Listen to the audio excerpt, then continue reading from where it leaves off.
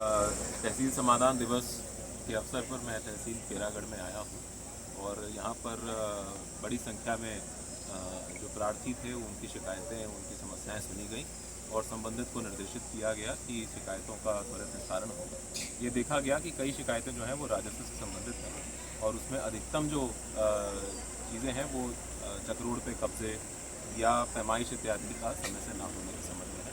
इसमें मैंने लेखपालों के साथ एक बैठक भी करी और उनको बताया गया, लेखपालों ने ये भी अवगत करवाया कि कुछ जगहों पे पुलिस फोर्स की भी आवश्यकता पड़ती है, तो एसडीएम और एसीपी साहब जो हैं वो ये सुनिश्चित करें कि पुलिस और हमारे राजस्व विभाग का प्रॉपर कोऑर्डिनेशन रहे।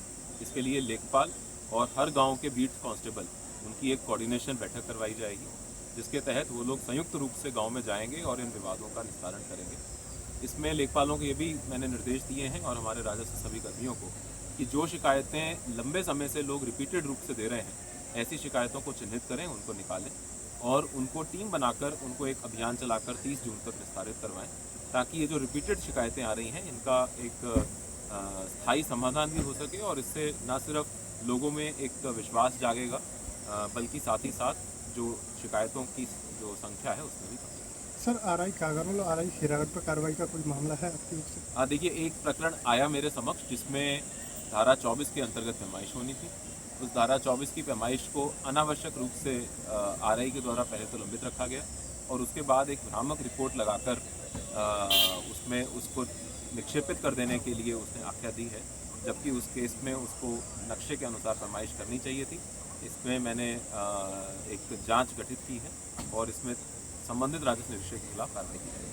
सर केरागढ़ क्षेत्र में जैसे कस्बे में अतिक्रमण और थोड़े सा जाम की स्थिति बनी रहती है और सालगे के समय पे बहुत ये सब अतिक्रमण की वजह से इन चीज़ों के लिए आप देखिए, अभी ऐसा आपके माध्यम से ये आ रहा है प्रकरण, अगर कोई ऐसा विषय होगा तो उसमें संबंधित विभागों के साथ बातचीत करके उसका क्या सोल्यूशन निकल सकता है इस पर चर्चा की। सर अवैध खनन प्रबंध होता है यहाँ बहुत ज़्यादा, सबसे बड़ा पॉइंट है उसका सैया और सनेदी। हमारे जो अब तक मुझे जानकारी मिली है कि कुछ जो हमारे नेबरिंग स्टेट्स हैं वहाँ से कुछ गाड़ियाँ आती हैं।